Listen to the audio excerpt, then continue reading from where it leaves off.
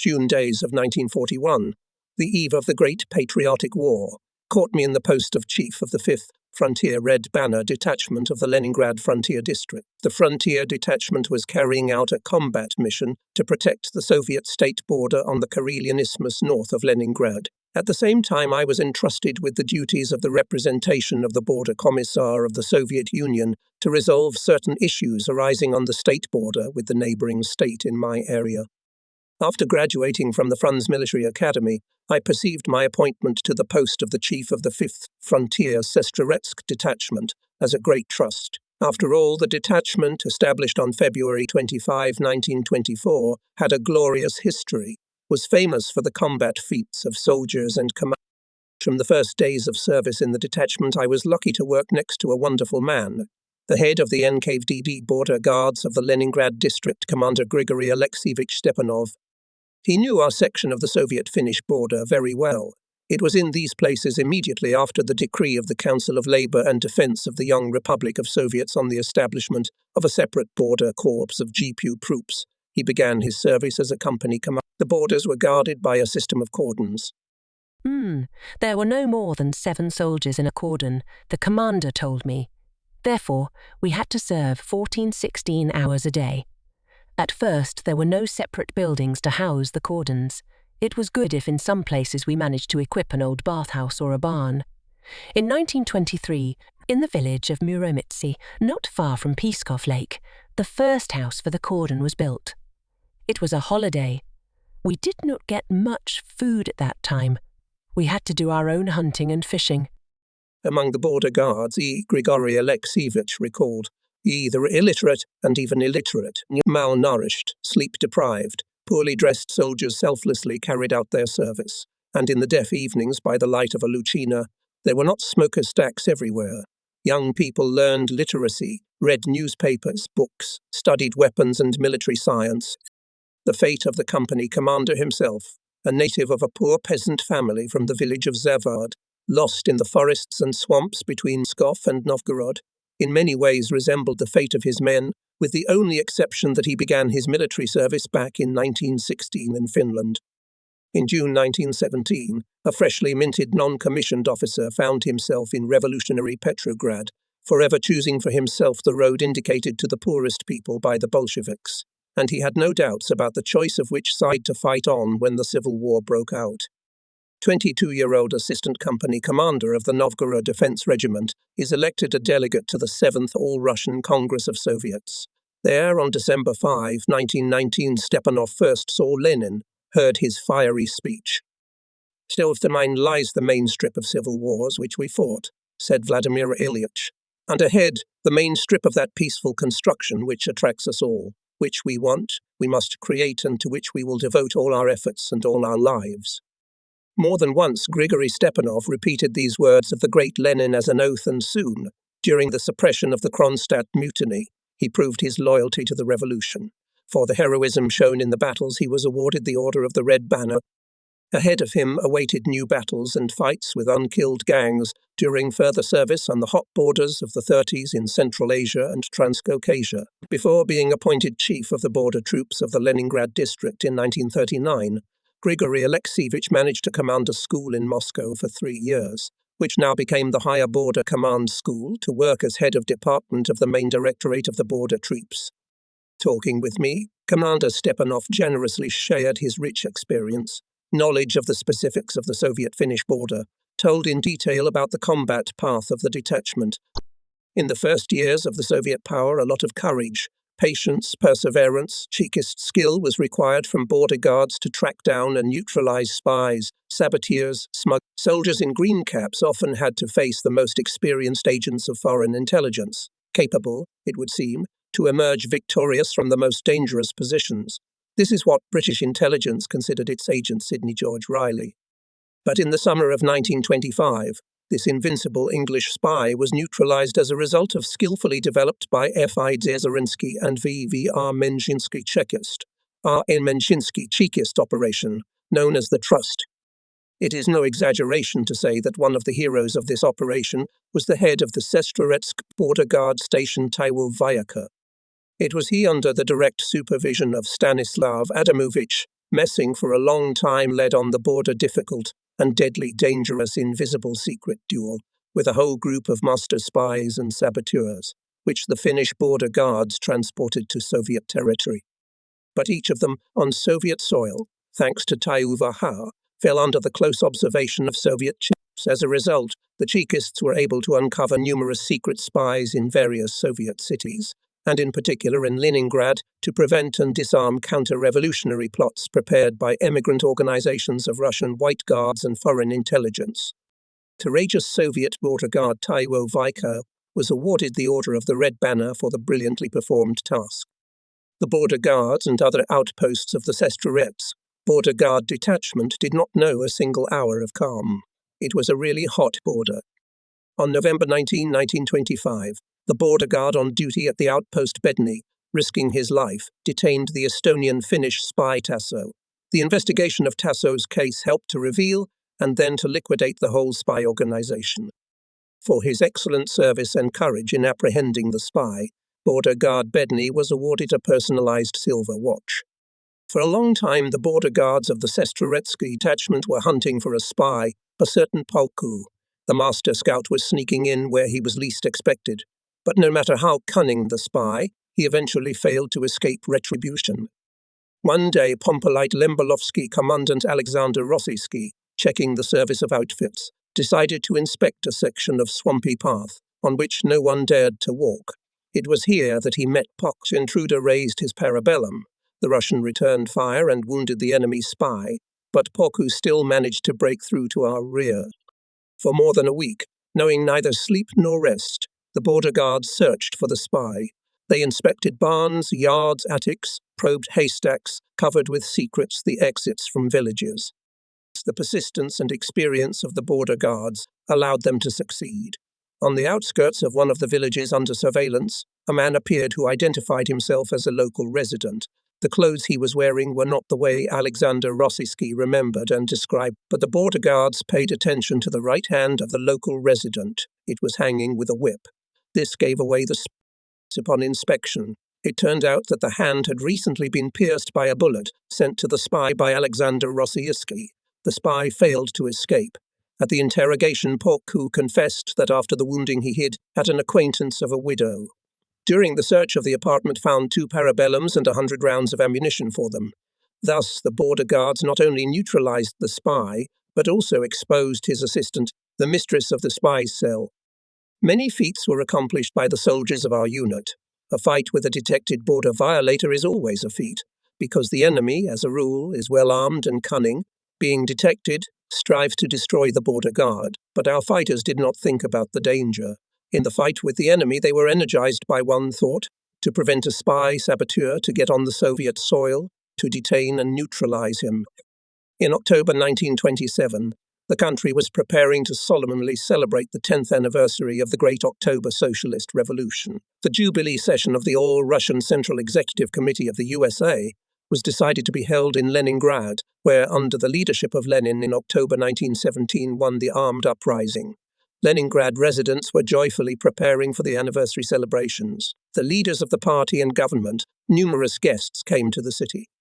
The enemies wanted to mar the bright, joyful holiday of our people with sabotage and murders. Enemy intelligence prepared the transfer of 4 terrorist bandits across the border into Soviet territory.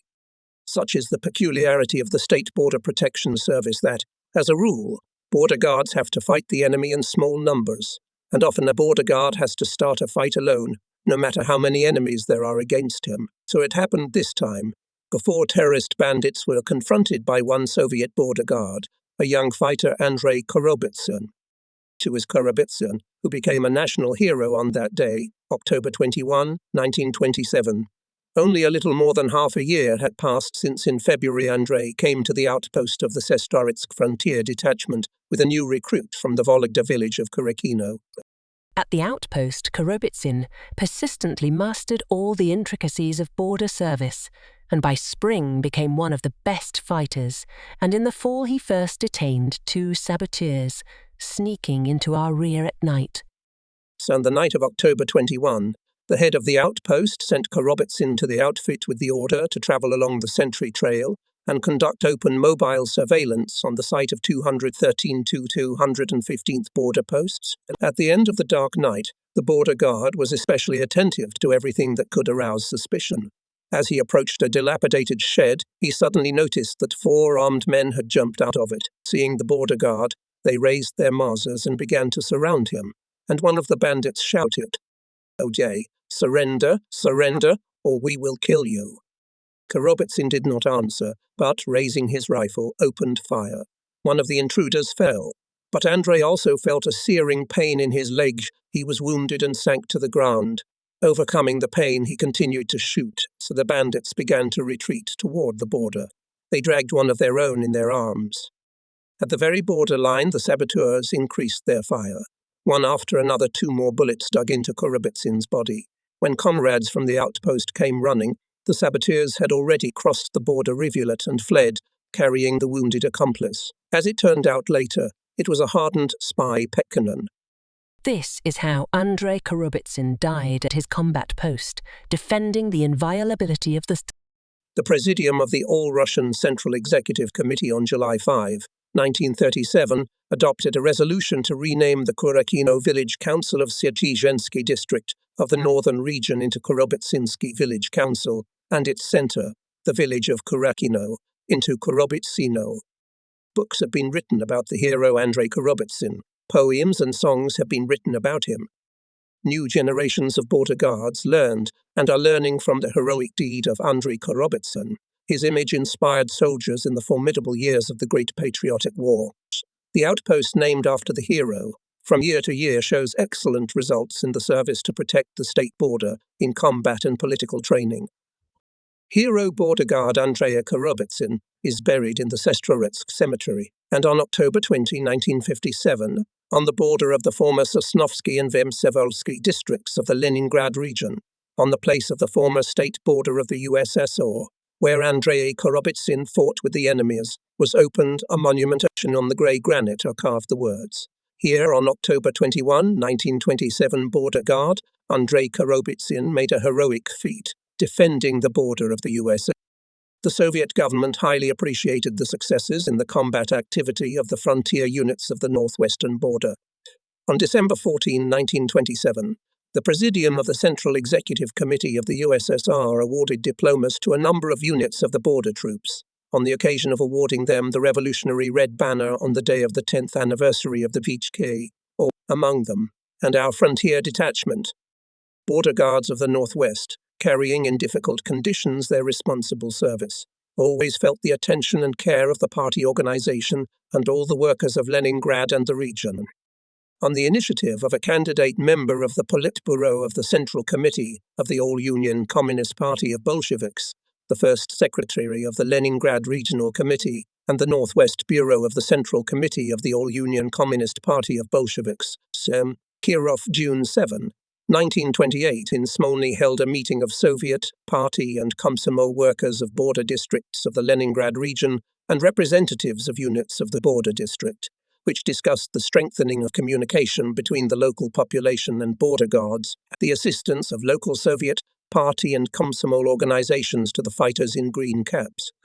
Sergei Mironovich set at the meeting the task to establish a close relationship between the population and the border troops, which would ensure the inaccessibility of the border zone for enemy agents. M. Kirov repeatedly visited our troops, met with border guards of the Karelian Isthmus. Having come once to one of the outposts of the Sestroretsk Border Guard Detachment, ESM Kirov asked to show how the direct guarding on the border is organized. Together with the head of the outpost I, Solovyov, he walked along the sentry clearing. Here, as Solovyov later recalled, he and Kirov had such a conversation.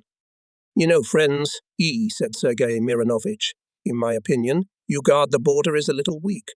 At a distance of a kilometer from each other, or even more, stand on their post sentries, and in the middle of the void." "You're wrong, Sergei Mironovich.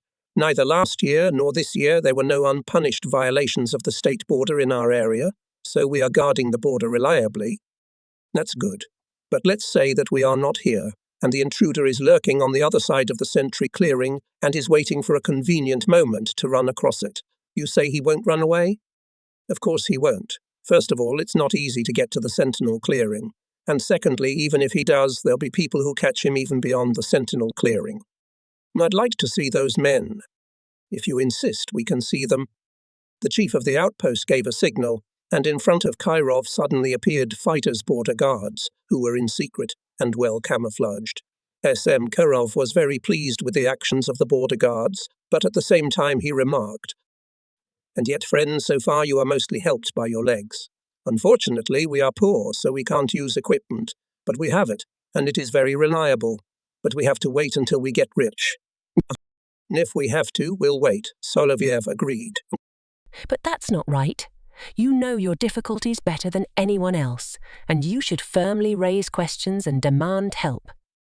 His conversation gave important practical results. Soon a high-voltage line was laid and all outposts and commandants' offices received plenty of electricity. And in 1935, a great work on construction of fortifications in this area and technical equipment of outposts was started. The soldiers in green caps respected and loved Sergei Mironovich Kirov, a faithful disciple of Vladimir Lenin, a proletarian revolutionary, an inspirational tribune, a fiery propagandist of Marxism, at their request, soon by the order of the Ogpupu on October 18, 1931. The first secretary of the Leningrad Regional Committee of the All-Union Communist Party of Bolsheviks was approved as an honorary Red Army officer of the 5th Sestroretsk Frontier Detachment. The border guards also had a great friendship with the local population. Collective farmers of border villages actively helped to protect the border, bravely participated in the fight against border violators in their detention. At the request of border guards, collective farmers helped to cut sentinel paths in the woods on the border, performed other works. In turn, the border guards were always ready to help the collective farmers. Strengthened ties with border guards and workers of the city of Lenin. At outposts and in detachments, frequent guests were writers. Our famous Leningrad writers Vsevolod Vishnevsky, Mikhail Slonimsky and others created many stories and essays about the everyday life of the frontier troops, their heroes. The great respect that the workers of the Leningrad region had for the border guards is also evidenced by the fact that in 1938, among the deputies of the Supreme Soviet of the RSSR of the first convocation, elected by the workers of the Leningrad region, was a border guard, Belat Serkovets. In 1936, the country celebrated the 15th anniversary of the NKVD border troops. The Soviet people gratefully honored the heroes' border guard, noting their merits in protecting the borders of the motherland, vigilance, merciless struggle against the class enemy and heroism, as well as achievements in combat and political training. The Central Executive Committee of the USSR awarded orders to a number of parts of the border troop. Among those awarded the Order of the Red Banner was an Sestroretsk's frontier detachment of the Leningrad Frontier District. Meanwhile, the intrigues of the imperialists on our northwestern borders intensified. The Finnish reactionary government, encouraged by Hitler's Germany, not only did not meet the peace-loving efforts of the Soviet government, but persistently demonstrated its irreconcilable hostility to the USSR and its disinterest in normal good neighborly relations. Since the end of 1935, reactionary circles in Finland began to provoke armed conflicts on the border. These were far from harmless shots. On January 7, 1936, in the afternoon in the area of Ordno, in the section of our detachment in the area of border post No. 162, a detachment consisting of Spirin, a squad commander, and Bryukhanov, a Red Army man, was shot at from the Finnish side. Spirin was seriously wounded and died soon after. The fire from the Finnish side was conducted by people dressed in military uniforms. As I was informed by Commander Stepanov, since 1937 German submarines began to appear in our territorial waters in the Gulf of Finland, and Finnish airplanes began to systematically invade Soviet airspace. Here is just one of the numerous documents of the main Directorate of Border Guard on the violation of the state border in the northwest. The document is dated September 22, 1937. September 21, 1937 at 14 H5 56 Min.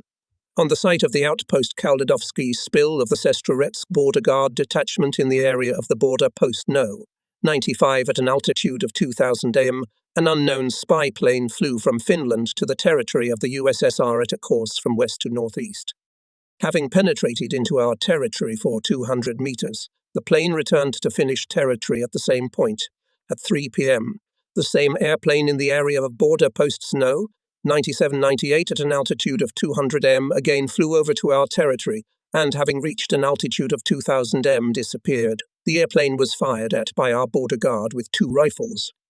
At 15 o'clock, on the section of the outpost of Termalovo-Sestritsky frontier, detachment in the area of frontier posts No. 100-11 at an altitude of 2,000-3,000 meters, at a course from west to southeast from Finland to the territory of the USR. 2 unknown airplanes flew over and disappeared in the clouds. Comdiv Stefanov said that, taking into account the current situation, the Communist Party and the Soviet government took a number of measures to strengthen the border troops on the northern and northwestern sections of the state border. The troops were strengthened with necessary equipment and armament. Border detachments, in particular, received automobiles. Air sledges, high-speed boats were provided with radio communication.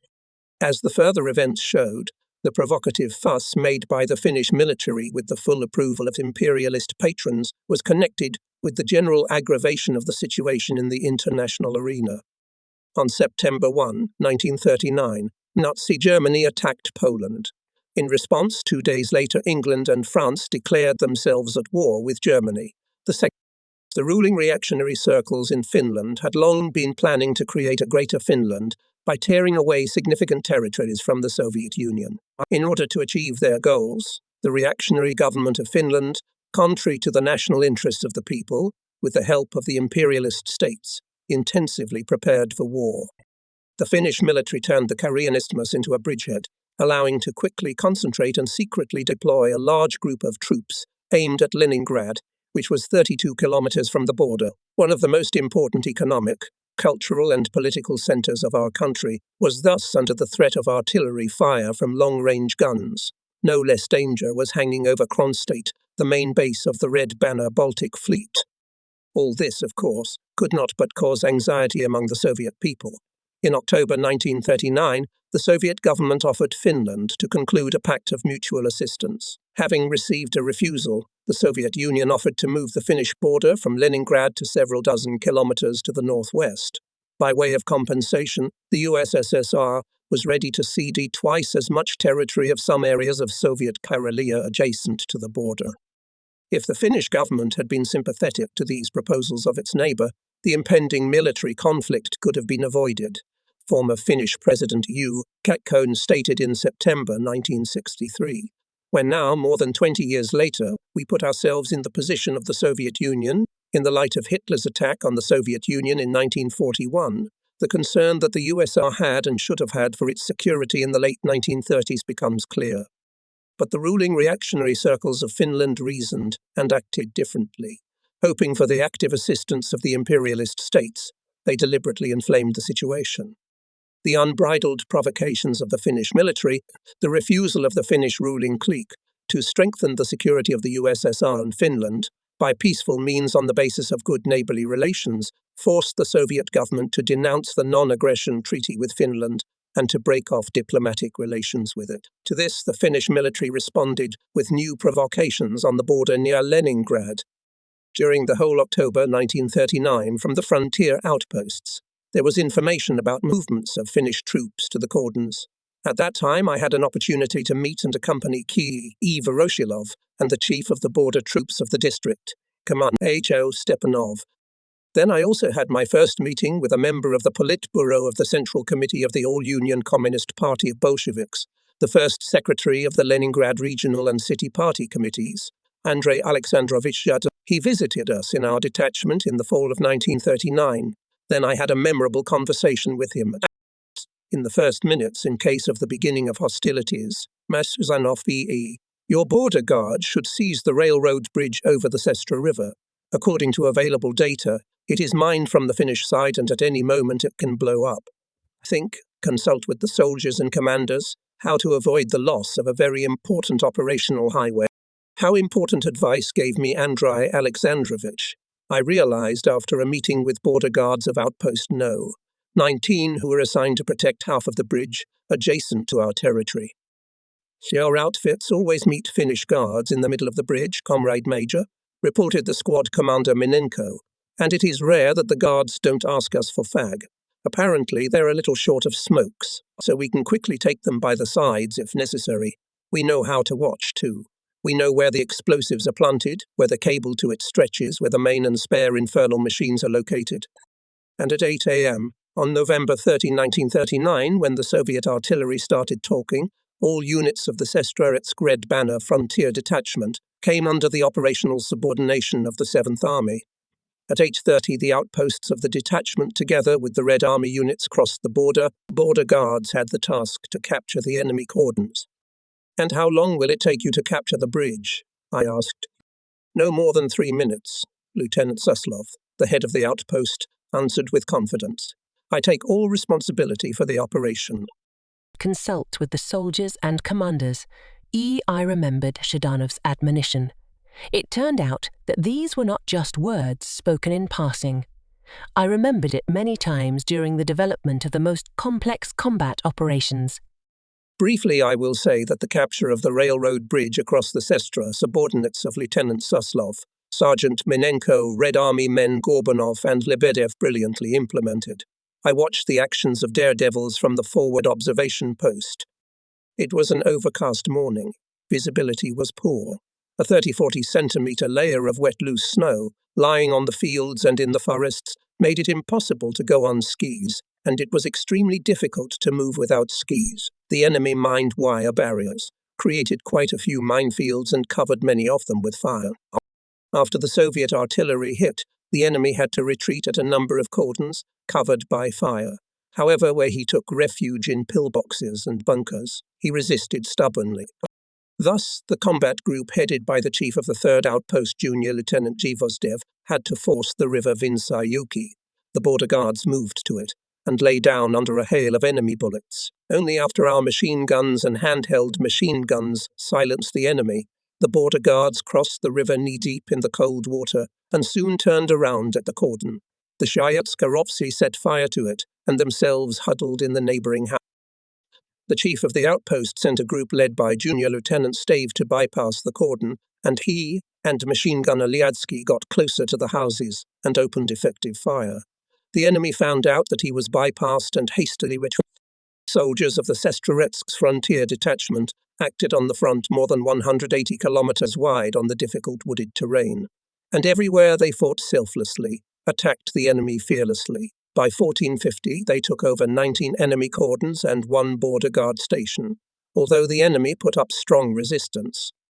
By this time, 17 outposts of our detachment had completely fulfilled their tasks. Soon the same reports were received from 4 more, and only at Outpost No. 8 near the village of Lipoli, the battle dragged on until 21.0 on December 1, 1939. I would like to note the courageous and proactive actions of the shock groups of the 1st, 6th, 12th, 13th, 19th and 20th outposts. In a telegram received at the headquarters of the detachment on December 2, 1939, Deputy Chief of the NKVD Border Troops of the USR Kombriga Polonov and Chief of the Political Management of these troops, Divisional Commissar Mironenko, congratulated the fighters, commanders and political workers with the successful completion of the combat task on the Korean Isthmus. The personnel of the Border Guard Detachment, said the telegram, showed devotion to the motherland, selflessness, courage, resourcefulness, heroism. The command of the frontier troops of the NKVD of Asarchi give the conducted operation a rating of excellent. Having captured the enemy cordons and thereby rendered active combat assistance to the Red Army units, the frontier troops were given new combat tasks: to vigilantly guard the new US estate border, the rear of the active army, to fight against enemy reconnaissance and sabotage groups. The personnel of the 5th Frontier Detachment was very proud that its actions were highly appreciated by the command. On the uniforms of many of our soldiers sparkled orders and medals. I received my first government award, the Order of the Red Banner. When the guns fell silent, I had the opportunity to take part in the work of a mixed Soviet-Finnish commission to establish a new border between the neighbouring countries. Especially memorable were meetings and conversations with the representative of the General Staff, Kombrig Alexander Mikhailovich Vasilevsky, who headed the commission from our side. There were enough difficulties at that time. The new section of the border had to be studied to the smallest detail and to organize its security. to ensure reliable communication. In addition, it was necessary to equip premises for outposts and commandant's offices. In some places we had to live in tents and build new buildings. Meanwhile, the enemy was not slumbering. His intelligence intensively continued its work, trying to use good knowledge of the terrain to penetrate into our rear. Detained spies and saboteurs tried to deceive the border guards, pretending to be people offended and dissatisfied with their government, unemployed, returning refugees, etc. Shots rang out almost every day on the border with Finland. As the Soviet representative for resolving border incidents on the Karelian Isthmus, I met almost weekly with the Finnish border representative. Such mission meetings were held alternately on Soviet territory in the town of Enso and Imatra. In connection with the increasing provocative actions on the border by the Finns, especially in May and June 1941, the Soviet Border Commission was often personally headed by the head of the Leningrad Border District, Lieutenant General Grigory Alexievich Stepan. Finnish representatives during the work of the commissions behaved, to put it mildly, undiplomatically. We were informed the chief of the Finnish General Staff, Ginenrach, worked well with the German General Staff and Prime Minister Ruti on the anniversary of Finland's independence, speaking at a banquet. I am quite sure that we will conquer our own again. Finland made active preparations for military action. At the end of 1940, German troops arriving on ships from Germany began to be stationed in the northern part of Finland, Lapland. Free passage to the port cities located on the coast of the Gulf of Bothnia was in the border areas of Finland adjacent to the Soviet Union. A restricted zone of 130-140 kilometers was created. The construction of roads to the border with the USSR was intensified. Since June 10, 1941, Finland carried out a secret mobilization and began to transfer troops to the Soviet border. The civilian population moved from the border areas deep into Finland. The activity of enemy agents became noticeably more active. In the first days of June, groups of Finnish and German officers engaged in reconnaissance began to appear near the Soviet border. In the middle of June 1941, Finnish troops were seen moving towards the border from the border towers near the town of Enso. Artillery and tanks were taking up firing and starting positions. On Saturday, June 21, one of the border violators was brought to the detachment headquarters. He refused to answer questions.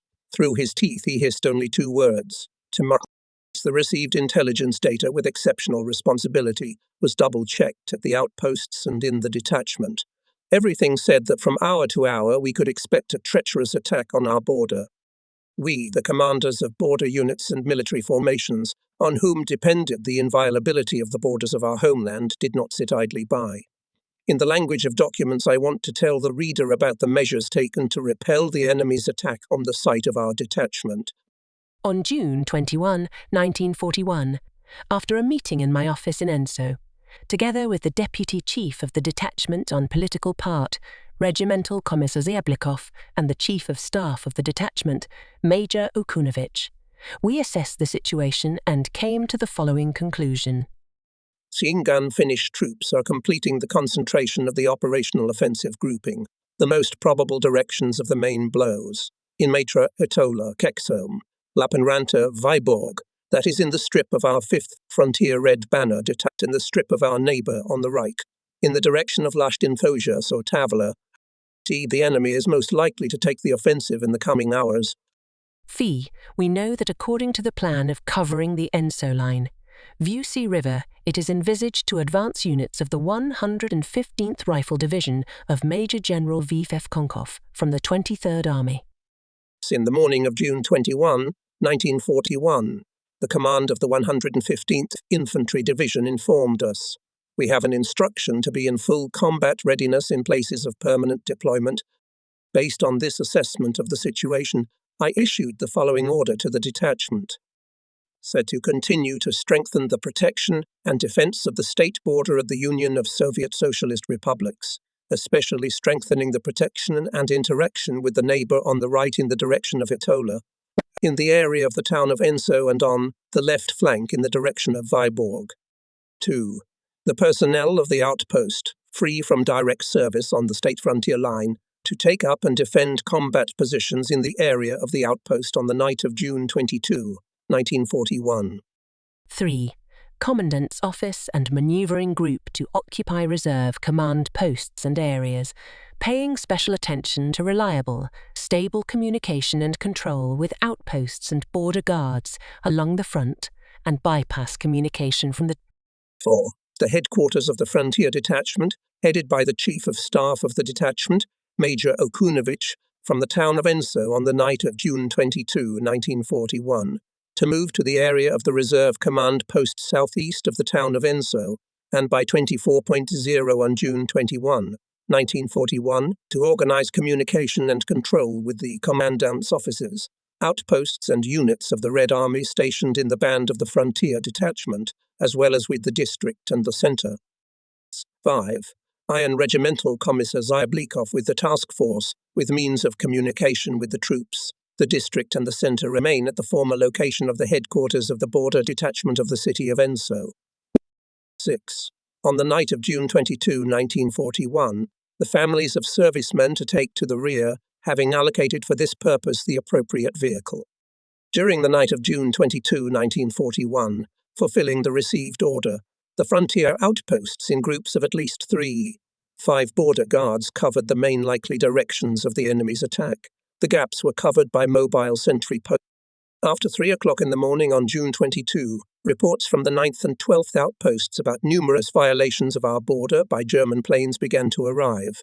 Finnish border guards left the cordons of Pernujärvi, Kantu and Raikala and withdrew to the rear. Finnish and German regular troops appeared at the border guard station and began to equip the initial area for the offensive. At 5:00 a.m. on June 22, hundreds of German fascist guns suddenly poured their fire on our frontier outposts and areas prepared by the district's engineer sapper units for long-term fortifications. The heaviest fire was concentrated on the area of the frontier outpost located on the heights on the northern edge of the town of Enso and the headquarters of the frontier detachment. Several large-caliber shells hit the main headquarters building of the border detachment.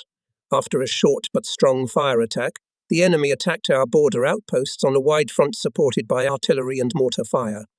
Since the personnel of outposts, commandant's offices and headquarters of the detachment on the night of June 22, 1941 were withdrawn from the outposts and occupied the main and reserve positions, we had no losses from the enemy's fire at that hour, and all his attacks were repulsed. In the Karelian Isthmus in the following days, the combat actions of the border guards were limited to repulsion of attacks of small enemy units seeking to penetrate into the Soviet territory. During June 29, 1941, the situation changed dramatically. All along the border of the USSR with Finland, German-Finnish troops, with the support of aviation, tried to break through the strip of protection of the state border of the US air. They concentrated their main efforts on the sections of Kuojärvi, Elisenvaara and 5th Border detachments. In these directions, up to 2 or 3 battalions of the enemy with the support of tanks entered the battle. On our section in the morning of June 29, 1941, 2 battalions of the enemy, with tanks, somewhat squeezed the border outposts, and after a 3-hour battle occupied the town of Enso. I think that the best evidence of courage and bravery, loyalty to duty of the defenders of the Soviet frontiers, will serve as a chronicle of the first 12 hours of fighting near the town of Enso, compiled from the reports of the headquarters of our frontier detachment. By a swift blow of the frontier guards under the command of the chief of the outpost, Senior Lieutenant B. Bayakin, the enemy, having suffered losses in men and having left on the battlefield 2 tanks, 2 machine guns and 70 magazines for them, was knocked out of the town of Enso. Border guards of the 8th outpost of the 5th Frontier Detachment, Degopetsky, Karlukin, Vorontsov and Tolstoshka, being part of the outpost, fought a hard battle with the enemy, who was attacking the outpost with 5 tanks. Despite the brutal fire, crawled up to the tanks, and with a successful throw of grenades put 2 of them out of action.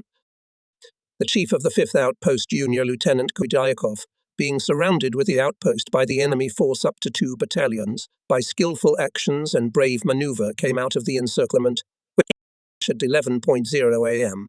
on July 1, 1941. The enemy with 2 companies made an attempt to seize Enso, but was again thrown back behind the border.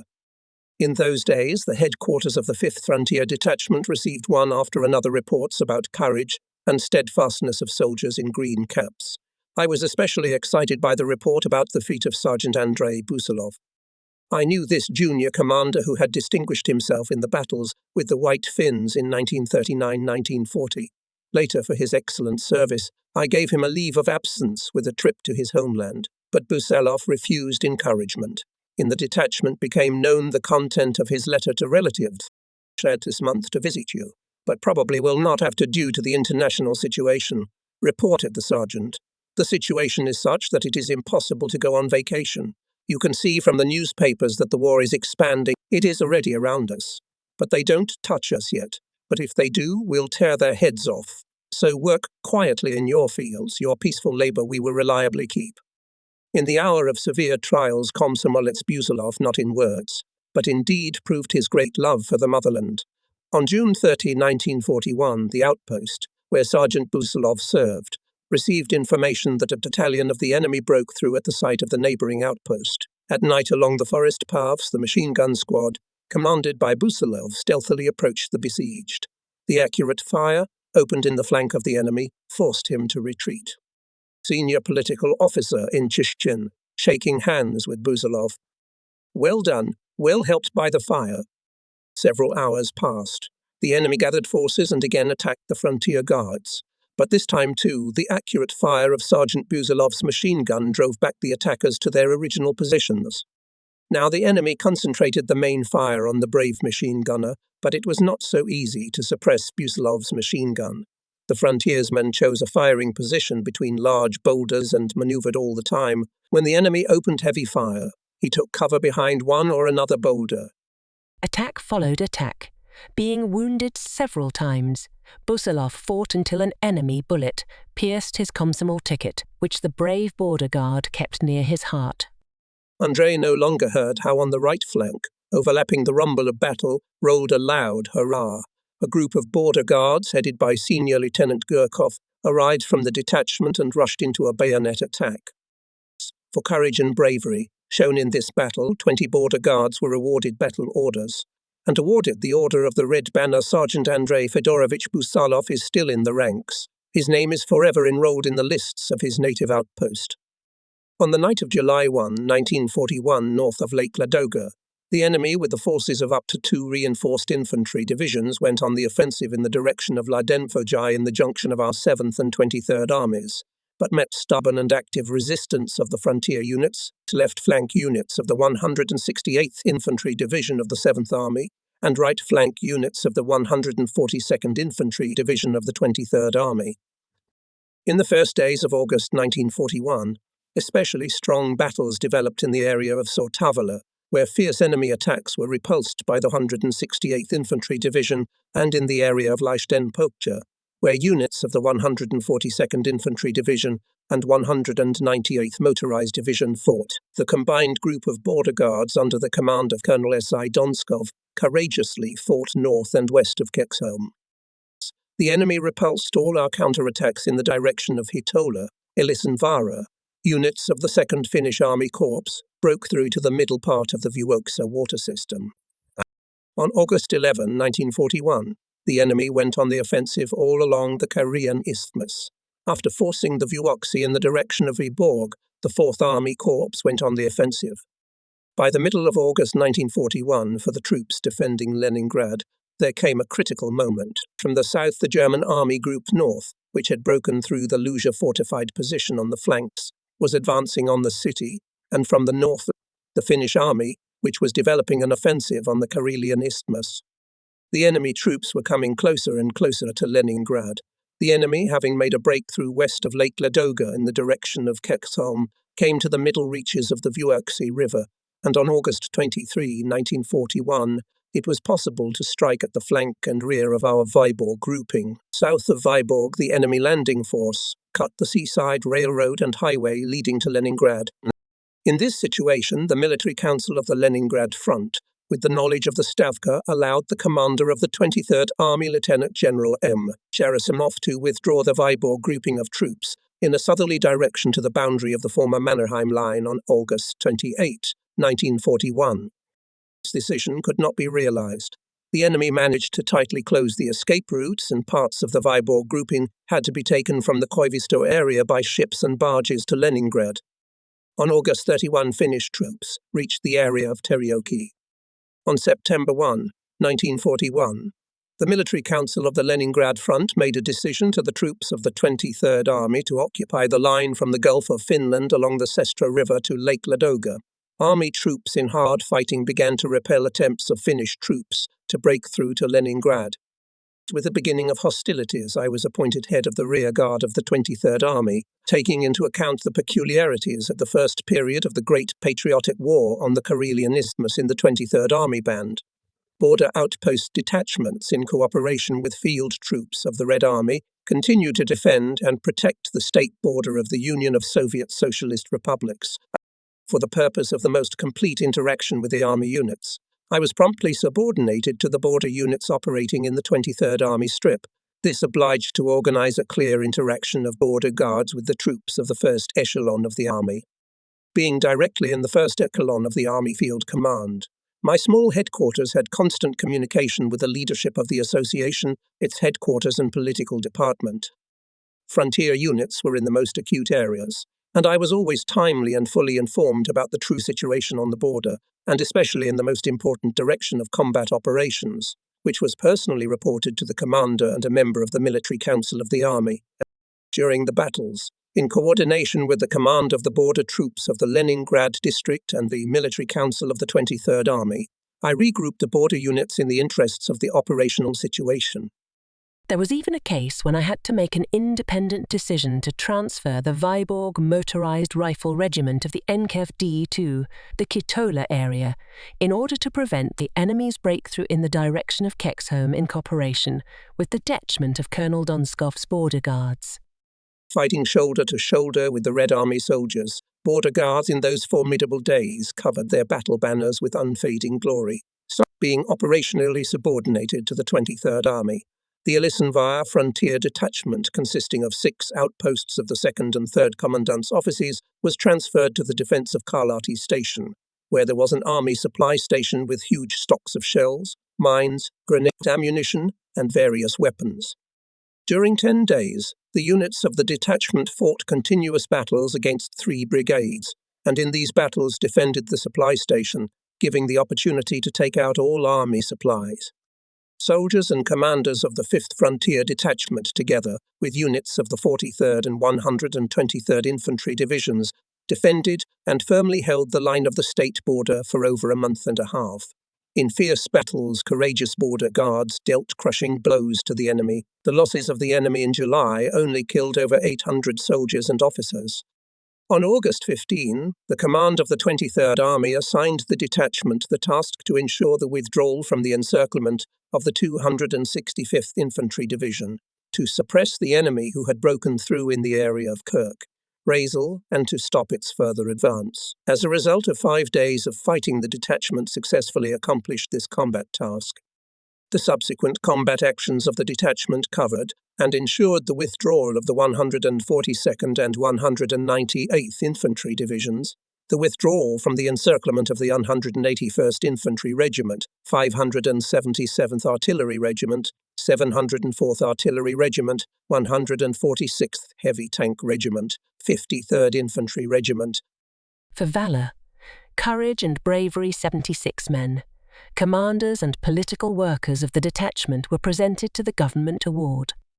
At noon on September 2, 1941, when the headquarters of the 23rd Army was moved to a new area southeast of the Sestri River, the operational duty officer gave me a telegram with an order to arrive at Smolny, where the headquarters and the Military Council of the Leningrad Front were located. It was already dark.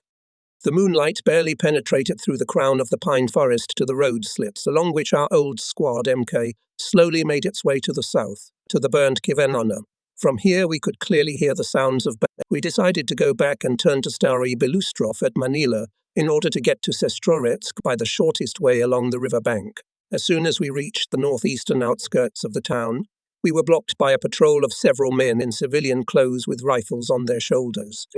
Opening the car door, a stooped worker, in whom I recognized one of the oldest masters of the Sestroretsk tool factory named after S. P. V. Voskov, stretched out and loudly ripped. People's Militia Outpost, Comrade Colonel. You don't have to show your documents. We know the deputies of our city council by sight. I asked if there was any information about the enemy. The fascists are already on the northern outskirts, said the worker. Just now the levels and our militiamen repulsed the last attack. It took 5 minutes to get to the city party committee. The city was awake. In the streets, women, old men, children were building defences. They passed almost next to the fence of the factory, which was working at full capacity. In the city party committee welcomed me cordially. Secretary of the city committee, Alexei Ivanovich Baranov, explained the situation in a nutshell, having preempted our units retreating to new frontiers. The enemy captured the settlements of Terioki, Kuokhyla, Rayakovsky, broke into the northern outskirts of Sestroret. There are no our troops in the city, except for some small units. Militias are on the defence of the town. We ask you, Andrei Matveevich, said the secretary of the city committee, to help push the enemy back from the northern outskirts of the city and organise the defence. You will have at your disposal the city's militia units, the backbone of which is made up of factory workers. I replied that I was ready to help organise the defence, but I had orders to come to Smolny. Comrade Zhijanov asked me to address him with any questions day and night, replied the secretary of the city committee. Now we'll settle everything. Andrei Alexandrovich Baranov picked up the telephone receiver and spoke. You know the situation in the area of our city. We have Colonel Andrei Matveevich Andreev here. He is at the disposal of the military council of the front, in connection with the difficult situation in the city. The city party committee of Sestroretsk asks the military council of the front to entrust him to command the city's militia units, to clear the northern outskirts of the city from the enemy, to organize its defense. After a short pause, the tube was handed to me. My comrade Andreev, EU. I heard Zashtanov's voice. We exchanged opinions with Comrade Voroshilov here. The military council of the Leningrad front instruct you to temporarily take command of the people's militia units of Sestroretsk to help organize the defense of the town. Tomorrow, a separate detachment of sailors of the Baltic Fleet will arrive in Sestroretsk. With their arrival, go to Smolny. Having received the order of the military council of the front, I immediately went along the Sestri River to the area where Sestroretsk was covered from the north by the main frontier, the old fortification. On the outskirts of the town I met the militia, commanded by Anatoly Ivanovich Osovsky, a member of the All-Union Communist Party, who before the war had been in charge of the Karelian Isthmus Cinematography Trust in Terioki. Osovsky reported that, according to the scouts, a column of enemy tanks and infantry was moving towards Sestroretsk. We will organize an ambush, Comrade Colonel here. Make us so to Anatoly Ivanovich on the map. Having received permission, Osovsky put 26 militiamen on the truck and drove towards the enemy. I have Anatoly Ivanovich's story about this raid, recorded from his words and published in Leningrad newspaper. 2 kilometres from Sestroretsk, we met several fighters who confirmed that half a kilometre from here are moving tanks and infantry, and we heard their firing from guns and machine guns. I ordered the militiamen to turn in a chain and, sending forward a reconnaissance team, to move forward. After walking about 400 metres through the woods in the area customs between Olila and Kurort, we saw an enemy tank standing on a hill near the road, which was firing guns and machine guns. Having arranged people along the road, we with the fighter Bolshakov crawled 50 metres forward and lay down behind a broken tractor. Then, having noticed the best shelter, a small sand pit near the road, we crawled there. We were not noticed, and, firing all the time, the tank approached very slowly and cautiously. In a few minutes, a fighter Severin came crawling to us. Without me, Commander, the case will not turn out. When the tank came 20 metres closer to us, I shook an anti-tank grenade and, having let the Hitlerites to 10 more metres, jumped out of the pit and threw it under the left caterpillar. There was an explosion. The tank with a torn caterpillar turned to us sideways. Severin gave me a second grenade. I threw it. It fell near the tank, tore the right caterpillar and damaged the drive wheels. It was a medium German TIE tank. Besides me, Bolshakov and Severin threw a grenade each, but the tank's machine guns continued to fire. Looking out, I noticed that the hatch of the tank opened. It turns out that at that time 2 of the 5 tank crew members were trying to escape. One of them was killed by a burst from the automatic rifle of the fighter who was covering us. I successfully threw ARGD-3 grenade into the open hatch, after which the cannon and machine guns in the tank became silent. Soon another tank appeared 100 meters away from us and opened machine gun fire. At the same time, from the right flank appeared a third tank, which also fired and tried to go around but ran into a swampy area, turned back, and behind the tanks moved infantry, 40-50 people. We opened fire with rifles and him with automatic rifle. The enemy chain lay down. I immediately crawled to my arm. There were about 40 of us, as the place in the chain was taken by 15 men from those who retreated and met us. Meanwhile, the tank opened fire with guns and machine guns, and the infantry with rifles. But the enemy fire did us no harm. Our position on the slope of the heights was quite successful. The firefight lasted more than 2 hours. I knew that on the right and left flanks we had no neighbours. I knew that behind there was a place where tanks could pass only by 2 roads, because there was a swamp. So I decided to take a detachment there. We moved to the area of Rusty Groove, immediately entrenched and prepared to meet the enemy. A few hours later I was summoned to Colonel Andreev, who informed me that the regular Red Army units had occupied the frontier along the bank of the Sestra River and set a task for our detachment. The colonel told the glad tidings, our detachment A. Zhdanov announced gratitude for initiative and courage in battle. It seems that this story of a participant of the battles near Sestroretsk in early September 1941, testifying to the courage and fortitude of the militia, yesterday's workers, who barely had time to get weapons, well shows how in the absence of organized defense by our troops, militiamen stood up to defend the city of Lenin and in some areas managed to stop the enemy at the approaches to it. Leningrad, the name of this city for me always sounds exciting, makes my heart beat faster. Here I was born behind Nevskaya Zastava in October 1905. My father, Matvey Andreevich, the son of a former serf and native of Smolensk province, worked as a turner. My mother, Praskovia Nikitichna, as a weaver. We lived very poorly, huddled in a barrack. I vaguely remember my 5 brothers and sisters. All of them died of diseases. I was lucky, probably, only because in 1920 my father decided to go to his homeland, to Smolensk province, where the Committee of the Poor allocated him a plot of land from the former landlord's lands. My childhood was spent in St. Petersburg, in the unique period of revolutionary storms that shook the whole of Russia, departing from Sestroretsk to Smolny on the night of September 4-5, 1941. I could not help but remember the sailors' fires at the Tauride Palace, to which we boys used to carry firewood with delight, and the Red Guard patrols in the streets. Leningrad now had much in common with the October time of 1917. The city again put on a soldier's overcoat, acquired a stern military look.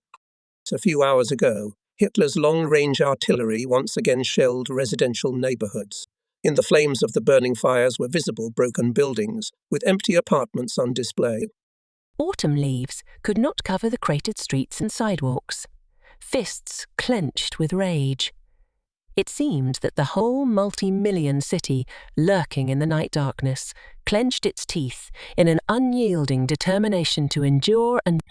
Here was Smolny, with the monument to Elik behind the open-work fence. You can imagine my excitement when, having shown my documents to the sentry, I walked to this building, where the great Lenin worked in the historic days of October. On the staircases and in the corridors it was quiet and calm. Concerned civilians and military personnel are going about their business, it seems to me, in an emphasized leisurely manner. I was not detained long in the reception room of the front commander. The door opened wide, and I, typing a step, entered the large office. Toward me, from behind a long table adjacent to the desk, piled with topographic maps, rose Marshal of the Soviet Union K. Voroshilov, A. Zhdanov, a member of the Military Council of the Front, standing at the window, watched my presentation, and then came up and shook my hand.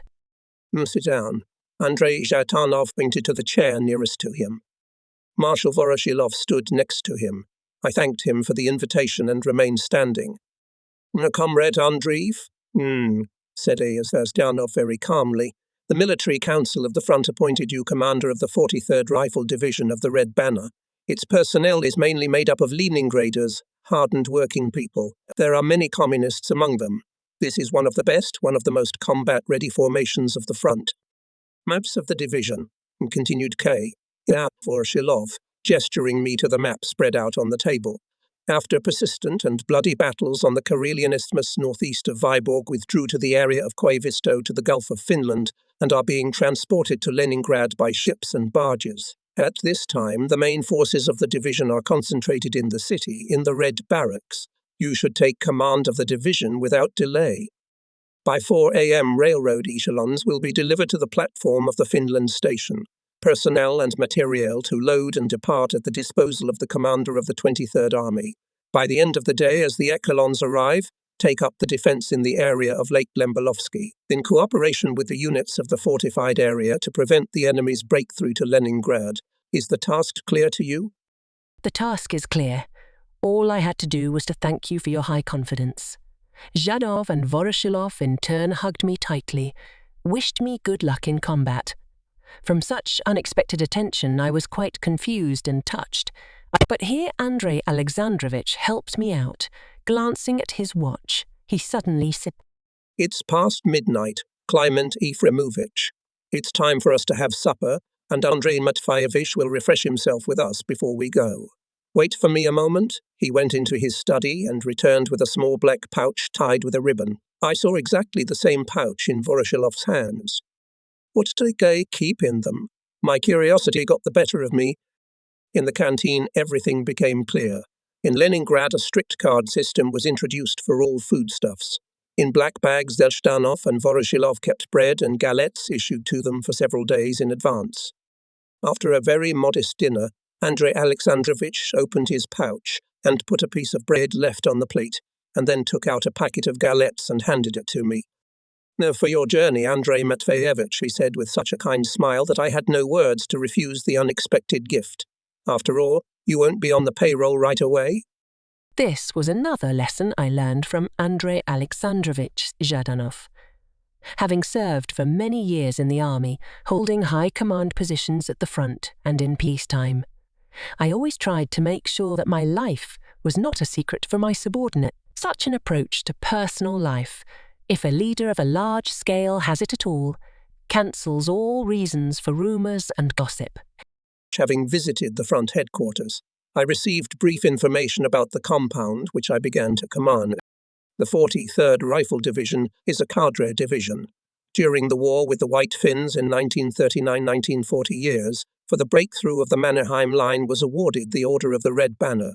Since 1940, it was stationed on the Karelian Isthmus northeast of Vyborg. With the beginning of the Great Patriotic War, it firmly held the border of the state border in its defense line. With the breakthrough of the enemy in the Sortavala direction to the Vuoksa water system, following the order of the commander of the 23rd Army, the division, moving away from the state border, concentrated southeast of Vyborg with the task to carry out a counterattack in the direction of Vuor's army against the broken-through group of the enemy from Keksholm to the Vuoksa water system. The division's counterattack was poorly prepared. The units met strong resistance. At the same time, the enemy, with the forces of the 18th Infantry Division, reinforced by a tank brigade, dealt a strong blow to our open left flank. Generally, parts of the division suffered significant losses, and the commander of the compound was severely wounded, which could not but affect the combat effectiveness of the compound. Having no firm control, parts of the division began to withdraw to the Gulf of Finland in the area of Koivisto. With the onset of darkness crossed the island. Artillery regiments, which occupied firing positions to the south in depth, on the initiative of their commanders managed to withdraw to new lines. As part of the new additions to the division units came a lot of communists from among the Leningrad workers, about whom A. H. Zhdanov told me. This allowed to sharply raise the level of party political work in the connection. At the first hour of the night, I, with my orderly Mikhail Brodsky, did not immediately manage to find the Red Barracks. As soon as I asked the night patrols where they were, they began a thorough check of documents, which took a lot of time. Still, we arrived safely. The duty officer who met me reported that the headquarters of the 43rd Red Banner Rifle Division, and some of its units were indeed temporarily stationed here, and the rest were on their way. Artillery regiments in firing positions in the defence strip of the 23rd Army, of the commanders of the headquarters and parts of the division. Except for him, there almost all commanders. Leningraders and the command allowed them until morning to visit their families. When asked what combat task the division had received, the duty officer answered thoroughly and reported what had already been done. Though not without inconsistencies. The first echelon must leave at 5 o'clock in the morning, and the bulk of the senior staff of the headquarters, units and subdivisions released in the city until 6 o'clock. All attempts to notify the commanders have not yet yielded results. The city is large. There are no cars. Old addresses were often invalid, as the families of many commanders in connection with the ongoing evacuation in the city were in other places. It was time to get nervous. When I asked what was done except for notifying the command staff, the duty officer reported, temporarily until the arrival of commanders in their positions appointed sergeants. They are mostly cadres, have combat experience and with the task will cope. Rise at 2 o'clock. Performance in an hour. At 4.0 landing, the first echelon at 5.0 will depart. And at 4.30 on September 5, 1941, the trains for the first echelon were delivered to the platform of the Finland station. I was quite surprised.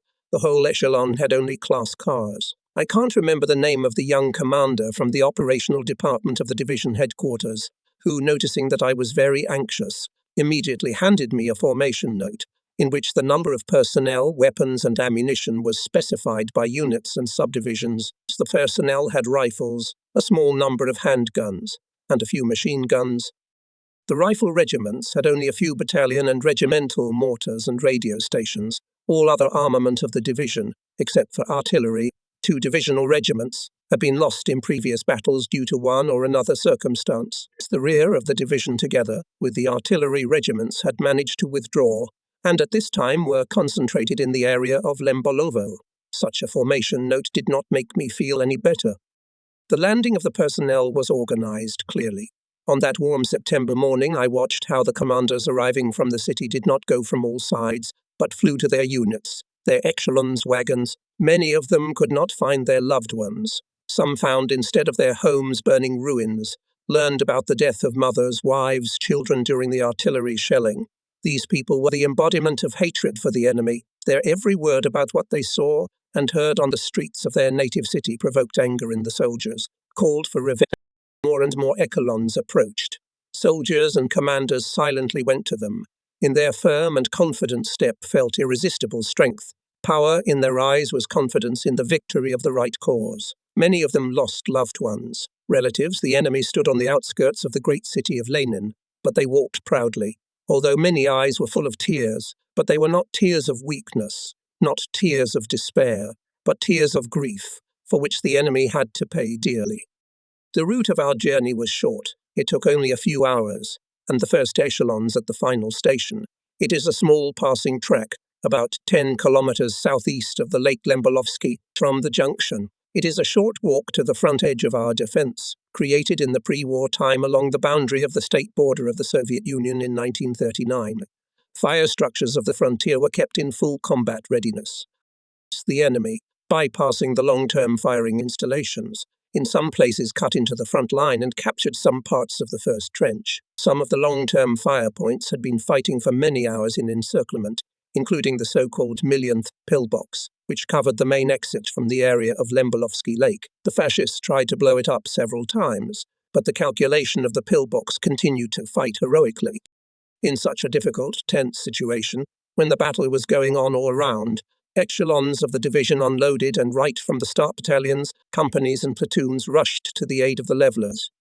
The enemy did not expect and did not assume that the 43rd Rifle Division, which the day before yesterday had fought southeast of Vybor and withdrew to the area of Koivisto, would appear on a new site. The enemy trembled and rolled back under the blows of rifle regiments that had time to enter the battle, supported by a massive fire of artillery. The fortified Lembolovsky district, with its long-term firing structures and combat calculations, withstood a fierce battle with the enemy, and now, with the arrival of units of the 43rd Infantry Division, became twice as strong. The situation on the Karelian Isthmus in the 23rd Army Band during September 1941 stabilized. All attempts of the enemy in some directions to cut into the defense of our troops were not successful. For our part, we made separate private strikes with a limited task. In the end, the opposing sides, not having sufficient forces, limited their activities to reconnaissance searches and combat actions to improve the outline of the front line. In 1967, at the 31st kilometre of Priozerskoye Highway, on the bank of the Miratovka River, the Memorial Lembonovskaya stronghold was built. It is located along the line where on September 6, 1941, the units of the 23rd Army of the Leningrad Front, border guards and sailors of the Baltic Fleet stopped the enemy. Military fate ordered, so that I commanded the 43rd Infantry Division until October 24, 1941. Before I could really study the personnel, I was urgently summoned to the front headquarters for a new assignment. And here I am again in the Smolny, in the same office in which on September 4, 1941, I was received by comrades K. A. Vorshilov and A. Zhdanov. I introduced myself to Major General Ivan Ivanovich Fedyuninsky, acting commander of the Leningrad Front. General Fedyuninsky I saw for the first time. Above average height, tightened with belts, he gave the impression of an experienced commander, who neither in words nor in gestures there is nothing superfluous. Everything is thought out, weighed in advance. The general's speech was often interrupted. Then he looked at the topographical map with the situation on the table, then went to the window. It was felt that Ivan Ivanovich was greatly concerned. Yes, there was something to think about. The Supreme Command headquarters, in accordance with the current situation, required active actions to save the population of a city of many millions. For this purpose, it was necessary to seize the MGA station and to liberate from the enemy the railroad on the section Leningrad-Volkhov. On October 20, 1941, our troops attacked the enemy positions from the east and west. In some areas, they pushed the Nazis but did not achieve serious successes. On the crossings across the Neva River in the area of Nevskaya Dubrovka, fascists were firing strong artillery and mortar fire. There were not enough ferries to transfer tanks and infantry escort guns. Regiments of the 86th and 265th Infantry Divisions managed to transfer to the Nevsky Patch at the cost of heavy losses. In the middle of October, the Nazis launched an offensive in the Tikhvin direction, seeking to completely close the blockade ring around Leningrad and join the Finns on the Svaya River near Lodenoy Pole. This would deprive Leningrad of the only communication through Ladoga and sharply worsened the situation of our troops in the northwestern theatre of military operations.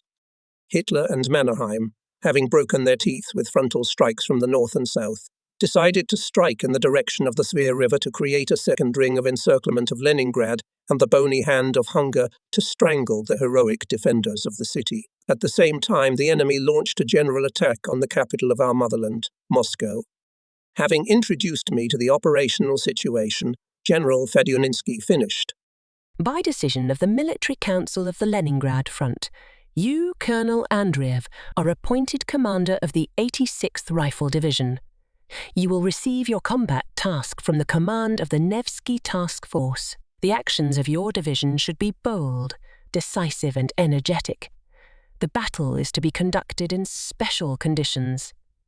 Forcing the water barrier, capture and expansion of the bridgehead. With this admonition, I set off on the road.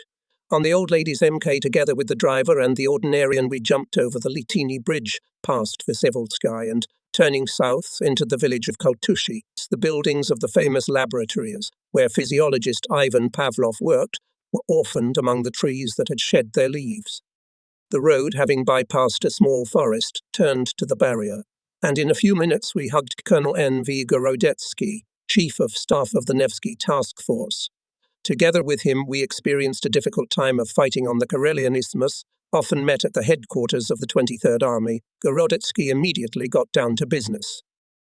By decision of the Military Council of the Leningrad Front, the troops of the Neva Task Force, "Yes," said the colonel, using the bridgehead on the left bank of the Neva River in the area of Moskovskaya Dubrovka, captured on the night of September 20 by units of the 115th Infantry Division of General Konkov and the 4th Marine Brigade of General Nenashev, have the task in cooperation with the troops of the 54th Army, advancing from the east, to break the blockade of the city, to eliminate the bottlenecks of the Nazis, relying on the area of Schlisselburg.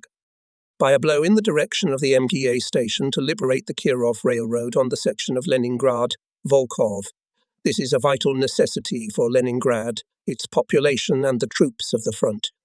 For the fascist grouping, who continued Gorodetsky, which has reached Ladoga Lake near Schlisselburg, there is a real danger of encirclement. We are separated from the 54th Army by a narrow neck 12-16 kilometers wide. Your 86th Rifle Division, Andrei Matveyevich, in cooperation with the 20th, 265th, and 10th Rifle Divisions of the group, is advancing in the direction of one Gorodok, Sinyavino, where it is expected to meet the troops of the 54th Army advancing from the east. The enemy is trying to throw our crossed units into the Neva. In short, summarized Gorodetsky, there is no more difficult situation. Now it is the hottest point of the front.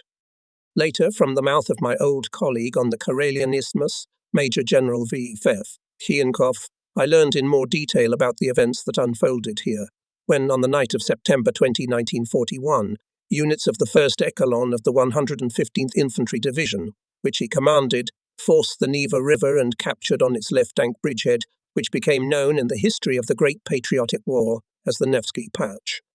In September, Hitlerites tried several times to cross the Neva River near Nevskaya Dubrovka in order to close the blockade ring around Leningrad on the Karelian Isthmus. However, they failed to do it. The Soviet troops who were on this line steadfastly defended their positions. The 115th Infantry Division was exhausted by continuous Nazi attacks. However, the units maintained a high fighting spirit. Our soldiers were not going to be limited to defence only. It was decided to force the Neva at night and seize a bridgehead. Hitlerites least of all expected such boldness. Several variants of the crossing were offered. General Konkov decided to carry out the forcing without artillery preparation. Risky, but more chances to achieve surprise. In the 1st Echelon was a battalion of the 576th Rifle Regiment, commanded by Senior Lieutenant V.P. Dubik, a brave, tactically competent officer. The battalion was tasked to force the Neva River, seize the bridgehead in the area of Moscow-Dubrovka, and ensure the crossing of the main forces of the division. The night sky was raining in the fall. This greatly facilitated the actions of paratroopers. The noise of the rain contributed to camouflage when launching on the water crossing facilities. In addition, was carefully checked the equipment of personnel, fitting equipment. The calculation for surprise was justified. The battalion secretly crossed to the left bank and suddenly attacked the enemy. The enemy, realizing that the 1st Echelon would be followed by other units, brought down on the brave men the full force of fire. However, this did not stop the soldiers of the front battalion of the 638th Rifle Regiment, who, following the example of their neighbours, also began the crossing. Together with the 638th Regiment, a battalion of the 4th Marine Brigade of the Baltic Fleet crossed the Heel. Our troops were firmly entrenched on the small coastal area, initially stretching 2 kilometres along the front and 1 kilometre deep. This piece of land was scanned and shot through by the enemy. However, the courage and bravery of the Soviet soldiers were indomitable. Soon the whole task force was on the bridgehead. During a month, the 115th Infantry Division and the 4th Sailors Brigade fought hard. The enemy suffered heavy losses. At the most important moment of the battles for Leningrad on this site were constrained significant forces of Hitlerites, designed to storm the Sikh, 4 infantry and 1 airborne division, artillery, tanks and aviation. In addition, the Nazi command was forced to delay the dispatch of tank corps to the Moscow direction. In the headquarters of the NOG, I was already waiting for a representative of the division's management, Assistant Chief of the Operational Department, Senior Lieutenant I. Eisenstadt. With him, we went to the Neva River cross. The river was about a kilometre away when we stopped the car and took a forest path. Good pine trees used to grow here, a place for mushrooms, blueberries and cranberries. Workers of the local paper mill and their families used to spend their vacation days in this forest. But now it's a thicket. There are bomb and shell craters all around, not a single surviving tree. The path ended further on. We went along the trench, not full profile. The trench came to the edge of the Neva water. Some distance from the trench there was a gap for 3 or 4 men. We jumped into it one by one. Dusk was fading early in October. On the opposite bank, slowly, like a bonfire of old twigs, the battle was breaking out. The bridgehead, intertwined with fiery traces, was becoming more and more like a red-hot piece of metal, on which the hammers of cannons were silently hammering. All our mariners on the right bank of the Neva were under enemy observation, and consequently under well-adjusted artillery and mortar fire. The mirror of the water was additionally shot, pierced by flanked machine gun fire from the right from the neighbourhood of Arbuzovo, and from the left from the area of the 8th Gres. Senior Lieutenant Eisenstadt, without wasting time, introduced me to the situation. He reported competently, in clear military language. Right in front of us, Moscow Dubrovka, from it remained only scattered bricks. The front edge of the enemy passes, the northern outskirts of Arbuzovo, further along the road in the direction of the northwestern outskirts of the first city, and rests on the edge of the Neva water. On the right flank, Arbuzovo, on the left, 8 Gres. In the centre, between sand pits, can be seen crossroads of dirt roads. We call it Spider. It is perfectly shot by the enemy and our artillerymen and mortars. All try to bypass it. In the centre, in the direction of the Spider, comes the 20th Rifle Division of Colonel Ivanov. On the right flank can be seen the remains of Arbuzovo. For its northern outskirts are fighting parts of the 265th Rifle Division of Colonel Buavets. Our 86th Rifle Division on the left flank, directly against us, is advancing in the direction of 1st Gorodok. From the neighbouring wharves the crossing began. Individual boats skipped 500 metres distance in 10-12 minutes. The enemy took almost every boat in a firing fork. Shells and mines were bursting from behind, from the front, from the right, from the left. "It's time for us to cross," said the senior lieutenant. He called someone in the thickening darkness. An elderly fighter appeared. His uniform was slouching on his slim shoulders. It was obvious that he had never worn a military uniform before. Glittering glasses in gilded thin-rimmed glasses, the fighter said in a pleasant voice. "Comrade Colonel, please wait 5 or 6 minutes. Hitlerites are neat people. They shoot on schedule. Now they are firing at the 2nd crossing, and you and I are in the area of the 4th crossing. They hit the even-numbered crossings, and then the odd-numbered ones." Not 2 or 3 minutes passed, as the fascists unleashed a barrage of fire on the area of our crossing. The slit was reliably sheltering.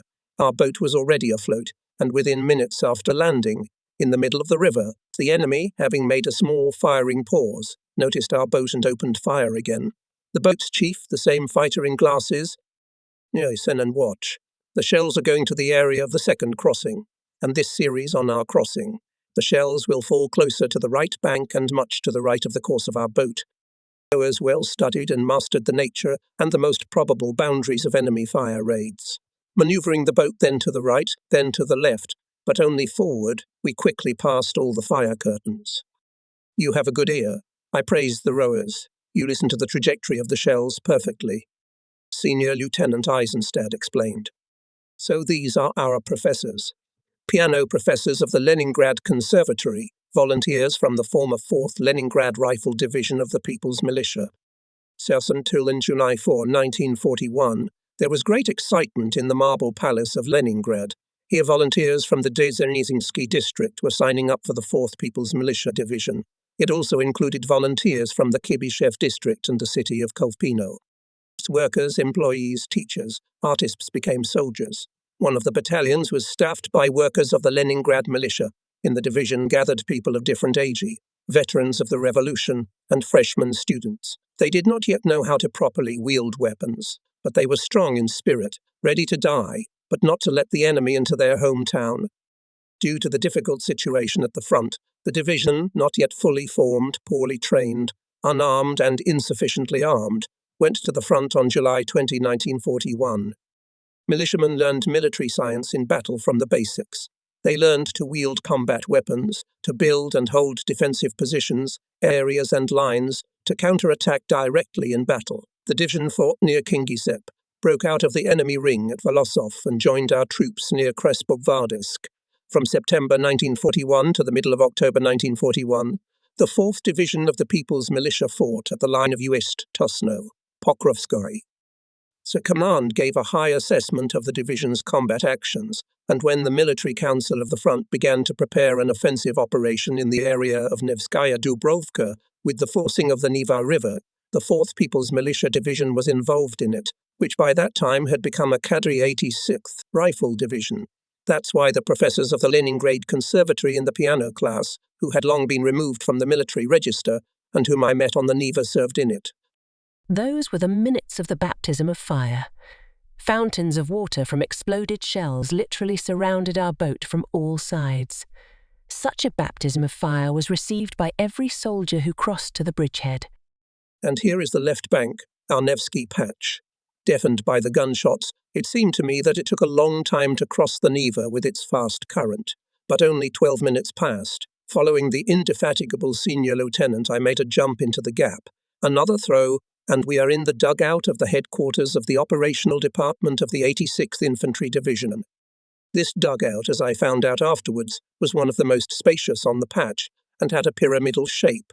On a roughly chipped table made of humpy wood, a smokestack made of a flattened tin can shone dimly. Next to it lay a map with the operational situation written on it. In the dugout, I got acquainted with the military commissar of the division, Senior Battalion Commissar E.A. Stepanov, and other commanders. Soon another commander, in a Red Army cap and cotton overalls, squeezed through the narrow door. On his side hung a large field bag in his hands, a soldier's raincoat. He could hardly stand on his feet.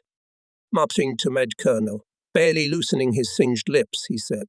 Battalion Commissar Shurov, head of the political department of the 86th Rifle Division. Firmly shaking my hand, he tried to smile, but his lips stubbornly did not want to smile. But in slightly squinted eyes with black circles from insomnia shone a lively, kind light. Thus, in the first minutes of my stay at the bridgehead, I got acquainted with the head of the political department, an old St. Petersburg worker, former secretary of the Dzerzhinsky District Party Committee. Militia Division, which became in the continuous fighting cadre unit of the Red Army, was his blood child. Battalion Commissar, on the night of October 20, 1941, was in the first echelon units of the 169th and 330th Rifle Regiments, 46 boats forcing the Neva River near Nevskaya Dubrovka. Together with them on the bridgehead crossed and the political department of the division. The forcing was organized. The main thing, hidden from the enemy. Hitlerites were only disturbing artillery and mortar fire. In the morning of October 20, 1941, after artillery preparation conducted by our 248th Artillery Regiment of Captain Teligin and 386th Mortar Division of Captain Lushnikov, supported by artillery of Nevskaya Operational Group, the regiments of the first echelon of the division successfully attacked the enemy. Hitlerites responded to our attack by powerful fire of hundreds of guns and mortars from three sides, from the 8th Grev, from the Grove Figonea, and the forest near Mostolovo. Then enemy aviation bombed the bridgehead. Everything was covered with black smoke and dust. Our units, despite the heavy fire of the fascists, continued to attack and managed to expand the bridgehead along the front and in depth. Delci were in the forward units of the regiments of the first echelon of the division. They spoke to the Red Army commanders. Political workers urged not to trample on the spot and go forward, expand the bridgehead, the sooner the better. Shurov himself had just visited the crossings, met the last echelon of the 284th Rifle Regiment. At the crossings of the great crowding of people and equipment, strong flank fire from the area of the 8th Grise and Arbuzovo the enemy shoots, literally pierces through the fire of all our fighting orders. And there are no equipped initial lines of attack. Soldiers are hiding in craters from bombs and shells. All this greatly complicates the management of units. Shurov reported the situation leisurely, deafish voice. On the most difficult situations, he spoke calmly, with the deep conviction of a man who believes that the difficulties are temporary and will be, by all means, overcome. There are not enough guns in the combat order to directly accompany the infantry, said the battalion commissar in conclusion of his report. The shortage of shells in the battles for the expansion of the bridgehead hinders us very much. Thanking Alexander Vasilievich Shurov for a thorough report, I listened to the Chief of Intelligence Division Captain Alexandrov, Chief of Staff Artillery Division Major Fisher, Chief of Staff of the division, Major Kozlov suggested that during the night and the first half of the next day to prepare and organize reconnaissance by combat, to reveal the enemy's fire system, to establish the weak and strong points of the defense. Of particular interest was the fire system and enemy defense lines in the direction of the 8th Gres. Having consulted, it was decided to conduct reconnaissance by combat not at night and not in the morning, but at the end of the next day, so that with the onset of darkness to consolidate the captured lines. In the evening of October 26, the reinforced reconnaissance battalion, after a short artillery raid, amicably went on the attack. The companies of the first echelon jumped through the solid fire curtain of the enemy's barrage and broke into Hitler's trench, having engaged in a grenade and bayonet fight. It happens in battle that a well-started attack is choked, so it happened in our right flank reconnaissance company at the 330th Rifle Regiment. Everything seemed to be going normally. From the observation point of the regiment commander, where I was, it was clearly visible how from behind the overpass of the H. Gress the fascists unleashed a barrage of mortar and machine gun fire on the attackers. See a squad, a platoon, and then the whole company lay down. And then, as if from under the ground, rose Battalion Commissar Shurov, in a cape and a cape tent thrown over his shoulders. It was he, with a raised hand, went towards the enemy fire. In a single impulse, fighters went up in attack, successfully completing the reconnaissance battle. That's how I first saw the chief subordinate in action. He did not command. He did not order. His personal example was the most effective and strongest order. It was shameful. Shameful in front of the head of the political department of the division to sit back in the funnels and not go forward to the enemy. Above the river and the patch dominated the gloomy hulk of the 8th Gres, which gave the enemy not only excellent opportunities for observation, but also excellent conditions for equipping firing positions with reliable shelters in underground floors. So, in the depth of the enemy defense, no more than 1,000 meters from the shoreline, stood 2 huge mounds of slag, accumulated over 10 years of the Gres. Battle reconnaissance showed that on them the fascists had equipped machine gun points, perfectly camouflaged them. Ahead of the mounds were 2 deep sand pits, in which the Nazis prepared firing positions of mortars of all calibers. These positions were not viewed and were protected from oblique fire. The enemy blocked the approaches to their mortars, not only by fire from the height of the huge power plant, but also from 2 trestles, closely approaching the building of the power plant and having a height equal to the height of this building. Peat was delivered in tipping wagons along one of the trestles to the station's bunkers on its roof. On the second trestle, the empty wagons were rolled back to the peat mines. Between these 2 trestles stood the enemy's heavy mortars, which fired on the crossings, on the approaches to them, on the water area of the river and on the territory of the patch itself, due to the bend of the Neva River.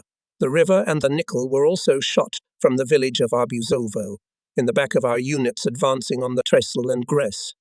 During the battle reconnaissance, we took several prisoners from Hitler's parachute division, which had taken Crete in 1940. Battle reconnaissance gave us a lot of valuable information. More than a month had passed since the landing of the first echelon on the heel.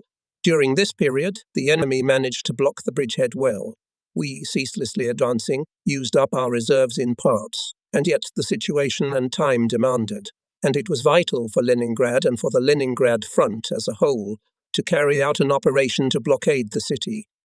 It was planned by counterstrikes of the 54th, 55th Armies and the Nevsky Task Force to defeat the enemy troops operating in the area of Sinyavino, Emgay, and to restore the land connection of Leningrad with the country. In the days of preparation of the Operation Hitlerites began an offensive in the Tikhvin direction. In such an unfavorable situation, the Sinyavino offensive operation began on October 20. Soon a part of forces had to be transferred to the area of Tikhvin. From the morning of October 29, 1941, planned a general offensive of the entire group of troops of the Neva bridgehead.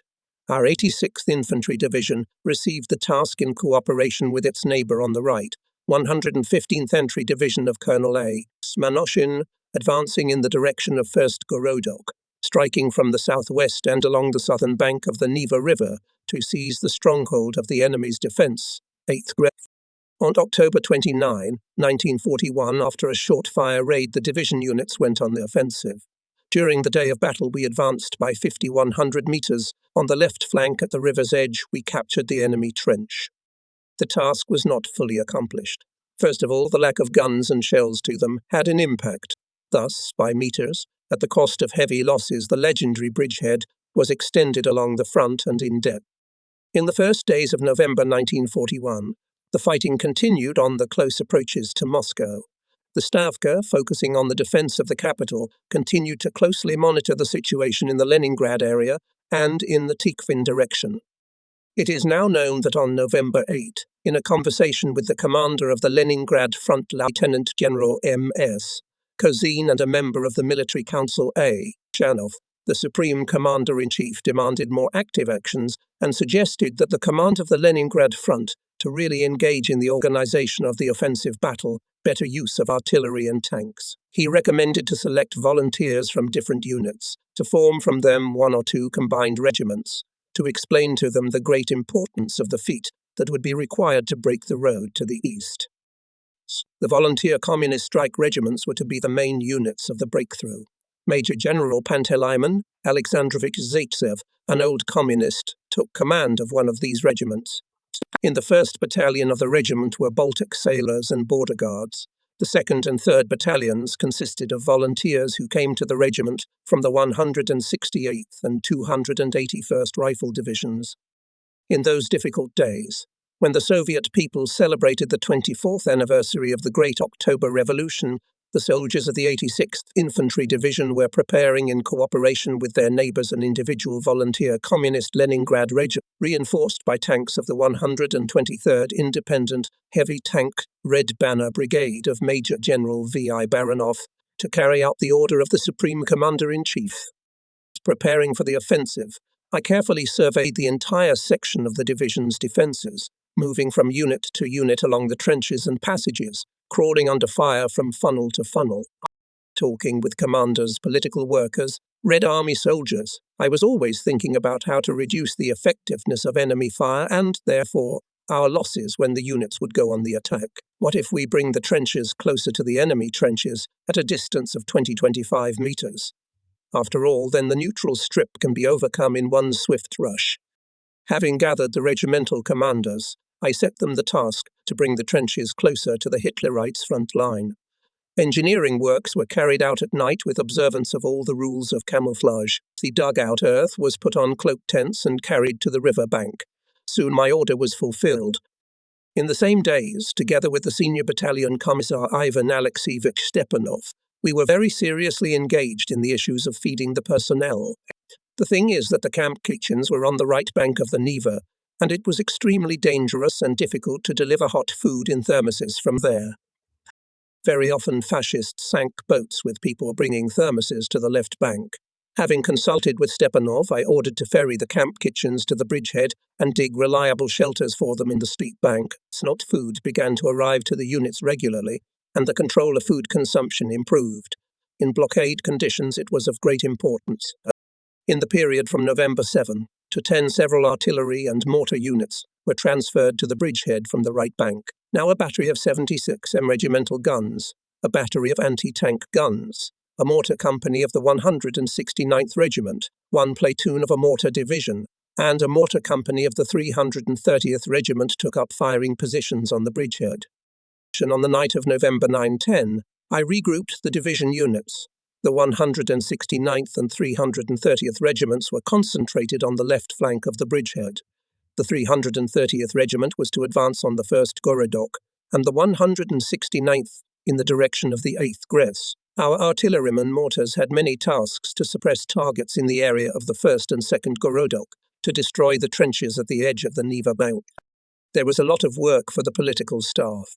The content of Stalin's report at the solemn meeting dedicated to the 24th anniversary of the Great October Socialist Revolution and his speech at the Red Army Parade on November 7, 1941 on Red Square in Moscow was brought to each soldier. On November 11, 1941, the troops of the Leningrad Front in the area of Nevskaya Dubrovka at 9 hours and 30 minutes after a 30-minute artillery preparation went on the offensive. The first echelon of the 86th Rifle Division, 330th and 169th Rifle Regiments attacked the opposing enemy, and breaking his resistance, by the end of the day threw back the units of the 7th Airborne Division of the Hitlerites to the northeastern outskirts of the first town and fought for the building of the 8th State District power plant. Artillerymen of guns of direct support of infantry and battalion mortars worked well this day. Hitler's parachutists, knocked out of the first trenches, fled. Our artillerymen and mortars covered them with fire. The enemy suffered heavy losses.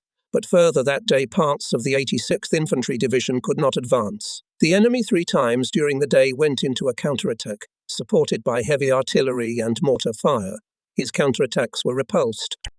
Our neighbours on the right, in cooperation with the 1st and 2nd Shock Volunteer Communist Regiments, supported by tanks of the 123rd Tank Brigade, advanced to the edge of the forest grove Vigunaya. Despite the heroism of the volunteer communist regiments and tankers, especially distinguished by courage, heroism and skill of the crews of KB heavy tanks, the breakthrough could not be realized. The strike group, consisting of the 168th Infantry Division, 2 volunteer communist regiments, and the 123rd Tank Brigade, was stopped by heavy artillery and mortar fire. Our tanks literally ran into an artillery barrage of direct-fire guns. The Nazi fire attack followed the blow. Only the Kirov armour was able to withstand this hammering.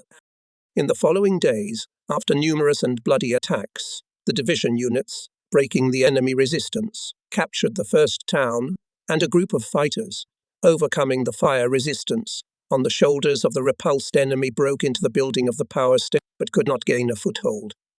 It became clear to me that the available forces are clearly not enough to fulfill the task. Having reported my considerations to the command of the NOG, and having received the good, I called the commanders of regiments to the NP and set them a new combat task. In the daytime, to increase the activity of snipers and machine gunners, to track down and destroy the emerging Hitlerites. At night, to send small groups of fighters to the enemy location with the task to exterminate fascists in trenches and dugouts. The main thing is to damage the enemy's manpower. On the Nevsky Patch fought the bravest of the brave, who became true masters of close combat. The Rifle Battalion, under the command of Captain V.I. Yaskin, attacked the Hitlerite trench with a swift rush, and without delay came to the northeastern outskirts of the first town. The road to the advancing was blocked by a bunker. In battle, the best decision is action. Machine gunners of the 1st Platoon of the 2nd Rifle Company, on the order of the commander, opened fire on the embrasure, blinded the Nazis, and the other 2 platoons on the right and left bypassed the breach and hit from the rear, destroying the firing point. The war forced purely peaceful people to thoroughly study military science.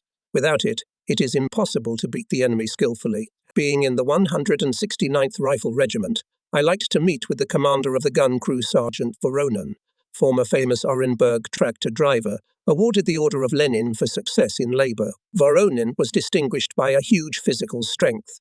He bent horseshoes for the amusement of his comrades. In battle, he became extremely calm. "We have nowhere to hurry," he explained to his co-workers. "There are a lot of enemies, few shells, each shot only in the target." The calculation, which was commanded by Voronin, accurately hit the Hitlerites' firing points and direct fire, and from closed positions. The Russian hero died at the gun when repelling one of the numerous Hitlerite counterattacks in the area of the first town. Days and nights of the Nevsky Patch. What measure today to measure, to understand, to feel what it was for the time. During the day, the defenders of the bridgehead were deafened by the continuous cannonade, and only at night their hearing returned to them. It seemed that they were sitting under a huge bell, and someone was beating it with the constancy of a pendulum. It was a pity that this bell had no walls to protect it from fire. There were on the bridgehead and their own holidays 7 repulsed attacks a day. The joy at the end of such days was double. The enemy suffered heavy losses, and there was hope that tomorrow there would be a lull. The days when artillery shelling continued from sunrise to sunset were considered to be weekdays. Yes, on this small piece of land pressed up against the Neva, they lived, fought, did not retreat. We invented a clever way to hide from artillery fire. We began to occupy those trenches, which we dug closer to the German trenches. We saved ourselves from shells and disturbed the enemy.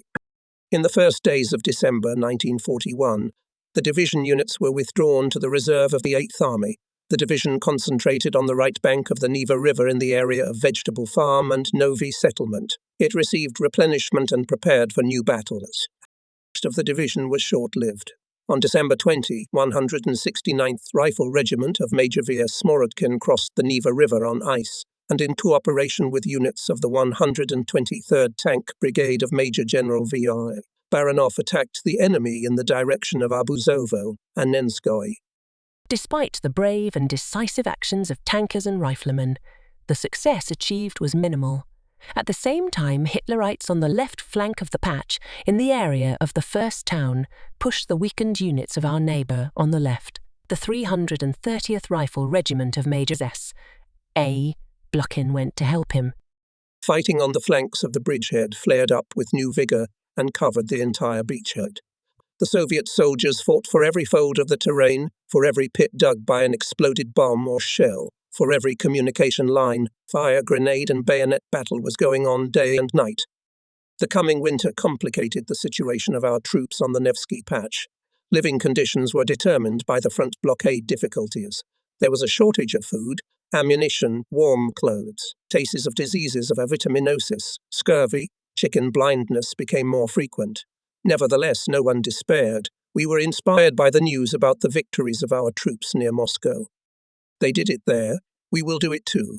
That was the thought that possessed everyone. In vain the enemy hoped to win on our hunger, and in vain from his trenches constantly shouted through radio amplifiers on the patch, "Hey Russian, come, I'll feed you, you'll rest, you'll go to the rear, you'll be safe." This fascist weapon did not work, although in general life was very, very hard for everyone. I remember such an incident. From the left bank I once saw a fighter pulling a heavy log to our spot. He was walking slowly, obviously exhausted by hunger, and his load was not light. Hitlerits noticed a lonely figure and started mortar fire. The mines were laid very close. The fighter walked with the log like an ant, with a dried hedge until one mine exploded nearby. The log fell, and he, the Red Army soldier, fell, but soon calmly got up and dragged his burden further. Such calmness and indifference to danger was explained, of course, not only by shelling, but also by faith. It was hard to look at the soldiers arriving from the replenishment. They looked very exhausted. Overcoats hung on them like on hangers. However, we and in those winter days not only defended, but also made sensitive blows to Hitlerites, destroyed their living force. We can cite many facts of courage and heroism of our fighters. I recall such an episode. An enemy shell damaged the communication line between the left and right bank. Sergeant Trushnev went out to repair the damage on the river ice. Having noticed him, Hitlerites opened machine gun fire. Not paying attention to the whistling of bullets, the sergeant found the break and started to splice the wires, but at that time he was wounded in the... Then the signalman clamped the ends of the wires in his teeth. The second bullet burned his neck. The sergeant repaired the damage by working with one healthy arm. At the last moment, a third bullet dug into his leg, bleeding. The hero crawled to the left bank. His comrades were already rushing to his aid. Crossing the Neva on ice became incomparably more simple than a boat crossing, though there were no easy routes and safe places not only on the patch, but also on the right bank of the Neva. I also remembered another incident that excited and angered us.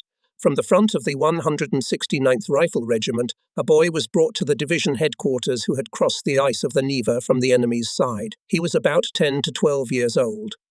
He told that he had been sent by a German officer. Why this scoundrel needed to send a child under bullets, under mortar fire, at first we did not understand, and then we guessed. It turns out that Hitler's Oberleutnant simply wanted to check in such a monstrous way the state of our minefields at the edge of the coast. That's why they put a heavy duffel bag on the boy, thin and light. We immediately strengthened the minefields and combat guards along the entire line of defense, and especially in the area of the passage of the teenager. Not much time passed, I do not remember, the same night or the next, and on our mines in this area blew up an enemy scout. Thus, the fascist idea of using a child to scout minefields turned against themselves. I should add that the rogue fascist demanded that the boy go back after inspecting our positions and threatened that otherwise they would shoot his mother. What could be more terrible than enemy arbitrariness against civilians?